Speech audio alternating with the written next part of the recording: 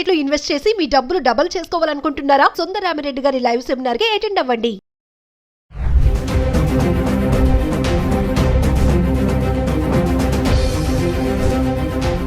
నమస్తే, welcome back to Suman TV. ప్రస్తుతం మనతో పాటు ఉన్నారు consumers affairs committee chairman Mandari Krishna Reddy గారు. నమస్తే సార్. నమస్తే అమ్మా. సార్, రీసెంట్గా అమెరికా వెళ్ళడానికి పేరెంట్స్ ముఖ్యంగా చూసుకుంటే, మామూలుగా అమెరికా వెళ్ళడానికి చాలా ఇష్టం ఉండదు. పిల్లల్ని చూడడానికి వెళ్ళొచ్చు, మనవల్ని కానీ అక్కడ స్పెండ్ చేయాలనుకుంటారు. మరీ ముఖ్యంగా అక్కడ ఉండాలి, ఆ క్లైమేట్ కానీ అంత ఇష్టపడతారు కదా. కానీ ఏంటంటే ఇప్పుడు పేరెంట్స్ లాంగ్ డిస్టెన్స్లో లాంగ్ పీరియడ్ వెళ్ళాలనుకున్న వాళ్ళు వెళ్ళడానికి ఇష్టపడట్లేదు, అక్కడ ఉండడానికి కూడా ఇష్టపడట్లేదు. ఎందుకంటారు? రీజన్ ఏంటంటారు? చాలా కారణాలు ఉన్నాయి దీంట్లో. మొదటిసారి వెళ్ళడానికి చాలామంది ఇష్టపడతారు, కొద్ది రోజులు అక్కడ ఉండడానికి ఇష్టపడతారు. అంటే షార్ట్ టైంలో వెళ్ళిన వాళ్ళు ఒక 10 రోజులు 15 రోజులు నెల రోజులు ఉండేటువంటి వాళ్ళు చాలా సంతోషపడతారు. ఎందుకంటే భారతదేశానికి అమెరికాకు మధ్యలో చాలా వ్యత్యాసం ఉంది. అక్కడ రోడ్లు కానీ అక్కడ వాతావరణం కానీ, అంటే రోడ్లు చాలా నీట్గా ఉంటాయి. అసలు ఎక్కడ చెత్త చెదారం అనేది ఎక్కడ కనబడదు మనకు. అన్ని ఆటోమేషన్స్ ద్వారా ఎప్పటికప్పుడు క్లీన్ చేసేస్తారు కాబట్టి అది మనకి ఎక్కడ కూడా చిన్న చెత్త కానీ, అసలు మన దగ్గర కనబడేటువంటి కంపు కానీ, లేకపోతే క్లీన్ చేయకపోవడం కానీ, ఎక్కడికెక్కడ పెంట కుప్పలు మున్సిపల్ సంబంధించినటువంటి కనబడడం కానీ, ఇలాంటి దృశ్యాలు మనకు అమెరికాలో ఎక్కడ గాలించి చూసినా కనబడవు. అది నెంబర్ 1. నెంబర్ 2 ఏమిటంటే అసలు ఇలాగా ట్రాఫిక్ జాములు అవ్వడం కానీ, ఎక్కడ పడితే అక్కడ గంటల తరబడి వెయిట్ చేయాల్సిన పరిస్థితి కానీ ఇలాంటివి కానీ ఉండవు. ఎందుకంటే అక్కడ ట్రాఫిక్ నియంత్రణ చాలా గొప్పగా జరుగుతుంది. ఎవ్వరు కూడా ట్రాఫిక్ వయలేషన్స్ ఉండవు.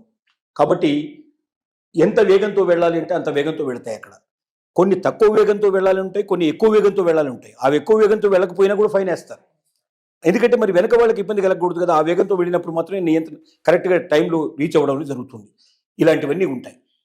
తర్వాత గొప్ప గొప్ప దృశ్యాలు, మంచి మంచి స్టూడియోస్, మంచి మంచి పార్క్స్, మంచి మంచి అమ్యూజ్మెంట్ పార్క్స్ లాంటివి, తర్వాత అనేక రకాలైనటువంటి మ్యూజియంస్ చూడడానికి అవకాశం ఉంటుంది. అంటే భారతదేశంలో చూడడానికి వీలైనటువంటివి అనేక మనకు అక్కడ చూడేసిన అవకాశాలు ఉంటాయి. కాబట్టి ఆ దేశం మీద చాలా ఆసక్తి ఉంటుంది. అమెరికా అంటే ప్రపంచంలోనే గొప్ప దేశం అనేటువంటి భావన ఉంది. ఎత్తైన బిల్డింగ్స్ 50 నుంచి 100 ఫ్లోర్లు ఉండేటువంటివి మీకు చాలా అవలీలగా కనబడతాయి.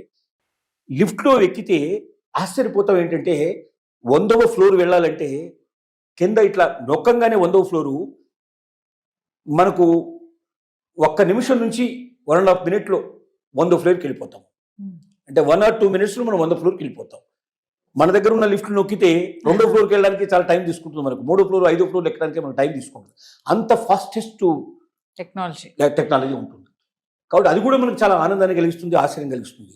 అమ్మో 100 ఫ్లోర్లు కదా, ఎక్కడానికి ఎంత టైం పడుతుంది అనుకుంటాం మనం. కానీ 2 నిమిషాల్లో మనం అక్కడ ఉండిపోతాం.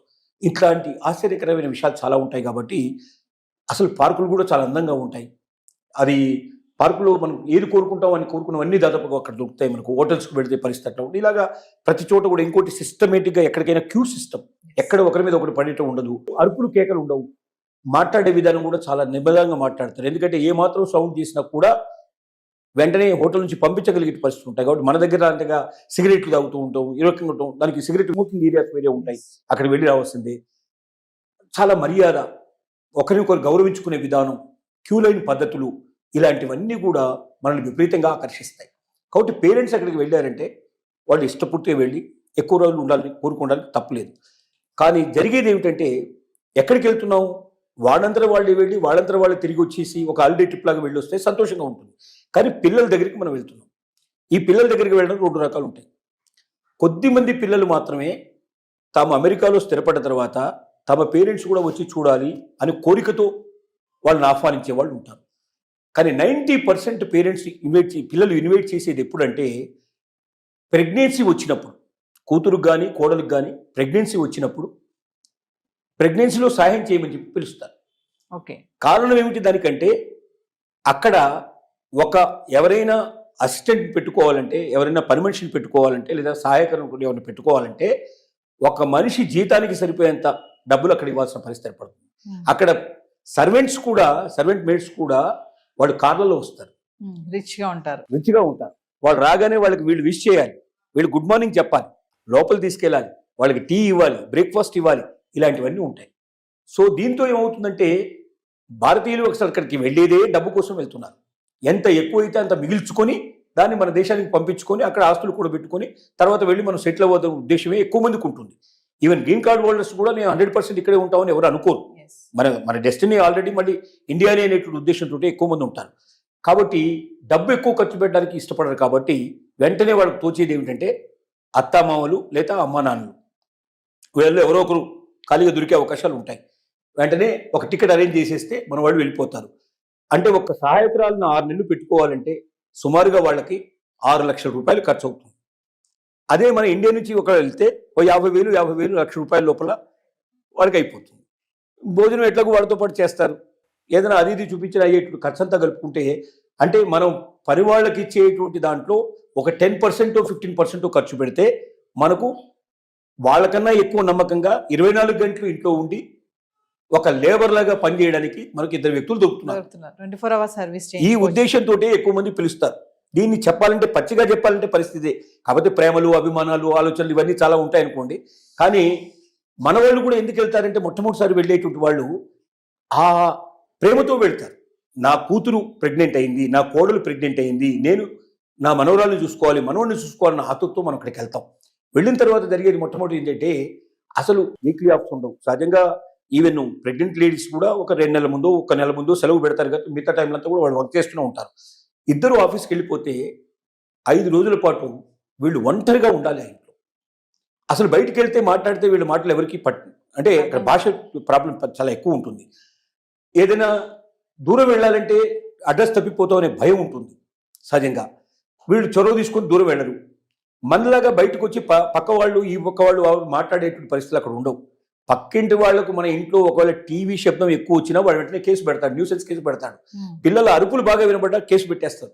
కాబట్టి ఎవడి డోర్ వాడు క్లోజ్ చేసుకొని ఇంట్లో ఉంటాడు. పక్కింటి వాళ్ళు కూడా మాట్లాడేవాళ్ళు దొరకరు, పక్కకు వెళితే ఎవరు ఉండరు. ఇక ఎవడు మాట్లాడకుండా మన వాళ్ళు బతకడం చాలా కష్టం. మన వాళ్ళు మాట్లాడడానికే పుట్టారు. ముఖ్యంగా మగవాళ్ళు బయటికి వెళ్ళంగానే ఆడవాళ్ళు చేసే పని ఏంటంటే ఎదురింటి వాళ్ళు, పక్కింటి వాళ్ళు, వెనకింటి వాళ్ళంతా కలుసుకొని మాట్లాడడం, కలిసి ఉంటే కలిసి మాట్లాడుకోవడం, ఇలాగా సహజంగా జరుగుతుంది. ఆ ఎక్స్చేంజ్ ఆఫ్ థాట్స్ లేకపోతే మన వాళ్ళు బతకడం చాలా కష్టం. అంటే అక్కడ ఏంటంటే వారంలో 5 రోజుల పాటు వాళ్ళకి 10 దినాలు, ఒక్క సాటర్డే సండే మాత్రమే వాళ్ళకి హాలిడే వస్తుంది. ఆ హాలిడే రోజున ఏదైనా వీళ్ళని తీసుకెళ్తే ఒక సినిమాకో లేకపోతే ఏదైనా ఒక పార్క్కో లేదా ఇంకేదైనా తీసుకొచ్చే అవకాశాలు ఉంటాయి. మిగతా రోజుల్లో వాళ్ళతో కాస్త గడిపే అవకాశాలు ఉంటాయి. కానీ 5 రోజుల పాటు వీళ్ళు ఇంట్లో బంధించినట్టుగా బతకాలి. ఒక రకంగా చెప్పాలంటే ఖైదీలాగా బతకాలి. ఇది చాలా మందికి ఇష్టం ఉండదు. తర్వాత చాకిరీ అంతా 6 నెలలు మనం చాకిరీ చేయడానికి అక్కడికి వచ్చిన విషయం అర్థమవుతుంది. చాకిరీ అయిపోతుంది. ఆ తర్వాత ఏం చేస్తారు, ఏదో కొద్దిగా 1 రోజు 2 రోజులు సెలవు పెట్టేసేసి అమెరికాలో ముఖ్యమైన ప్రదేశాల్లో తిప్పేసేసి మళ్ళీ ఫ్లైట్ ఎక్కిచ్చేస్తారు, వచ్చేస్తారు. కాబట్టి ఈ రకమైన జీవితం గడపడానికి చాలా మందికి ఇష్టం ఉండదు. ఎందుకంటే స్వేచ్ఛా జీవితం, మన స్వేచ్ఛ కోల్పోతున్నాం. ఏం చేసావు అమెరికా పోయి అంటే ఇంట్లోనే గడిపానని, ఇంట్లో ఇల్లు వదిలిపెట్టి బయటకు పోవడానికి లేదు, వారం రోజులకి 5 రోజులు నేను ఇంట్లోనే గడిపానంటే, అసలు మన వాళ్ళని గడపాలంటే 5 రోజుల పాటు ఇంట్లో ఎవరు బిక్కచచ్చి ఒక్కరే ఉండి కూర్చోనంటే మాట్లాడడానికి మనుషులు లేకుండా రాత్రి ఎప్పుడూ వస్తారు. వాళ్ళు వచ్చేవరకే చాలా లేట్ అవుతుంది. ఎందుకంటే ఒక్కొక్క నగరాన్ని 100 కిలోమీటర్లు 200 కిలోమీటర్లు ఎక్కడో వాళ్ళ ఉద్యోగాలు ఉంటాయి. కార్ డ్రైవ్ చేసుకుని పోవాల్సిన పరిస్థితి ఏర్పడుతుంది. కార్ డ్రైవ్లోనే 1 గంట నుంచి 2 గంటలు 3 గంటలు టైం దొరుకుతుంది. మళ్ళీ తిరిగి అవ్వడానికి అంత టైం పడుతుంది. బాగా అలసిపోయి వస్తారు. ఎందుకంటే అక్కడ సిన్సియర్గా పనిచేస్తారు. మనలాగా పని దొంగలు ఎక్కువ ఉండరు అక్కడ. ఉంటే వాళ్ళని పని చేయనివ్వరు. పని దొంగలు ఎక్కువ రోజులు ఉండలేరు అక్కడ. కాబట్టి అందరూ సిన్సియర్గా పనిచేస్తారు, హానెస్ట్గా పనిచేస్తారు. అంత కష్టపడి వచ్చి వాళ్ళు 5 రోజుల పాటు గుడ్డి చాకు చేస్తారు. ఒక రకంగా చెప్పాలంటే ఒక సామెత ప్రకారంగా 5 రోజులు గాడిదలాగా పనిచేస్తారు, 2 రోజులు గుర్రంలాగా సుఖపడతారు. ఆ 2 డేస్ వాళ్ళు ఏంటంటే ఎక్కడైనా వీకెండ్స్లో సముద్రం ఒడ్డుకు వెళ్ళడం, అక్కడ రెస్ట్ తీసుకోవడం, మంచి ప్లేస్లోకి వెళ్ళడం బాగా ఉంటారు. కానీ ఈ నలుగురు కలిసి వెళ్ళాలంటే అయ్యే ఖర్చు మోపిడవుతుంది. వీళ్ళని ఎందుకు పిలిచారు? డబ్బులు మిగిల్చుకోవడానికి పిలిచారు. ఒక రకంగా చెప్పాలంటే పనివాళ్ళని పెట్టాలంటే అక్కడ పనివాళ్ళు దొరకరని కాదు, బ్రహ్మాండంగా చూసుకునే వాళ్ళు దొరుకుతారు, అంతే హానెస్ట్గా దొరుకుతారు. దొంగతనాలు అట్లాంటివి ఏం జరగవు. ఎవరినైనా పిలిచి ఉండొచ్చు. కానీ తన జీతం దాదాపు సగం జీతం పోగొట్టుకోవాలి, లేదా ఇద్దరు వర్క్ చేస్తే అందులో ఒకరి జీతం పోగొట్టుకున్న పరిస్థితి ఏర్పడుతుంది. అంత డబ్బిచ్చి వీళ్ళు 5-6 నెలలు వీళ్ళని పోషించడం కష్టం అనే ఉద్దేశంతో వీళ్ళు తీసుకెళ్తారు. వీళ్ళ పర్పస్ ఏదైనప్పుడు వీళ్ళ ఖర్చు ఎక్కువ పెట్టడం. ఖర్చు పెట్టినప్పుడు ఏమవుతుంది, వీళ్ళు ఖైదీలాగా బతకాల్సి వస్తుంది. అందువల్ల ఎక్కువ మంది దానికి ఇష్టపడరు. కాబట్టి మీరు ఎంత దానికి పోతున్నారు, వారం రోజులు 10 రోజులు 15 రోజులు పిక్నిక్ దాకా వెళ్ళి వచ్చేటైతే అమెరికా చాలా గొప్పగా ఉంటుంది. ఎన్నిసార్లు వెళ్ళినా మళ్ళీ వెళ్ళాలనిపిస్తుంది. కానీ వాళ్ళ అవసరాలకు మాత్రమే పిలిచినప్పుడు మాత్రం అక్కడ వెళ్ళే వాళ్ళు 190 మంది ఈ రకమైన సఫర్ అయిన వాళ్ళు ఉన్నారు. రెండోసారి పిలిస్తే మేము రామని చెప్పిన వాళ్ళు చాలా మంది ఉన్నారు. వెళ్ళలేరు. అంటే వెళితే అక్కడ జరిగేది ఏమిటో తెలుసు కాబట్టి. సరే ఇక తప్పదనుకుంటే ఇక కూతురు లేదా కోడలు తప్పదనుకుంటే ఏమని అనుకుంటారని మొహమాటానికి వెళ్ళింది తప్ప ఇష్టపూర్తిగా వెళ్ళేటువంటి వాళ్ళు ఉండరు. కాబట్టి రోజు రోజుకి అక్కడ వెళ్ళాలంటే ఇంట్రెస్ట్ పెట్టేట్టు వాళ్ళు ఇంకా పోయి వచ్చిన వాళ్ళ అనుభవాలు చెప్తారు కదా, ఆ అనుభవాలు చెప్పిన తర్వాత పక్కన ఇంకా వీడికి ఇంట్రెస్ట్ తగ్గిపోతుంది. చాలా మంది అట్లా పోకుండా కూడా మానేసిన వాళ్ళు ఉన్నారు. రోజు రోజుకి ఆ పరిస్థితులు ఏర్పడుతున్నాయి. ఇక భవిష్యత్తులో పోవాల్సిన అవసరం కూడా ఉండకపోవచ్చు, ఎందుకంటే వాళ్ళు ఇక్కడికి వచ్చేస్తున్నారు కాబట్టి మనం అక్కడికి పోవాల్సిన పరిస్థితులు కూడా చాలా తగ్గిపోయే అవకాశాలు ఉన్నాయి. ఇది మెయిన్ రీజన్స్ అని చెప్పుకోవడానికి అవకాశం ఉంది. Thank you.